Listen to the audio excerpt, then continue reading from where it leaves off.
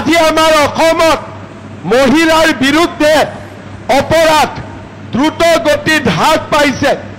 ধৰ্ষণৰ পৰা মলেষ্টেশ্যনৰ পৰা যৌতুক বিচৰালৈকে যিমানবিলাক বেয়া কাম আছিলে আজি সেইবোৰ লাহে লাহে নোহোৱা হৈছে। এতিয়া মই আৰু এটা কাম কৰিব খুজিছো, এখন নতুন আইন আনিব খুজিছো। এগৰাকী মায়ে, আমাৰ অসমত বহুত মানুহ আছে, গিৰিয়েকে এগৰাকীক বিয়া কৰালে, ৩-৪ বছৰ পিছত আৰু এজনীক বিয়া কৰায়, 10 বছৰ পিছত আৰু এজনীক বিয়া কৰায়।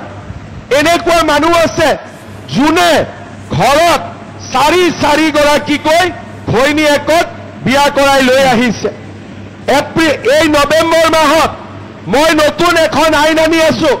কোনোবা গিৰিয়েকে এগৰাকীতকৈ যদি বেছি ঘৈণীয়েকক বিয়া কৰাই 7 বছৰ জেলত যাব লাগিব। 7 বছৰ জেলত যাব লাগিব। ভাল হ'বনে নহ'ব? ভাল হ'বনে নহ'ব? এতিয়াৰ পৰা অসমত কোনো গিৰিয়েকে দুবাৰ বিয়া কৰাব নোৱাৰিব। প্ৰথম বিয়া কৰাতেও ভাবি চিন্তি বিয়া কৰাব। কেতিয়াও ঘৈণীয়েকক ঘৰত থাকোঁতে আৰু এগৰাকীক লৈ আহিব নোৱাৰিব। আৰু যদি লৈ আহে 7 বছৰ জেলত বহি তেওঁলোকে নিজৰ জীৱন কটাব লাগিব। ভাল হ'বনে বেয়া হ'ব? ভাল হ'বতো।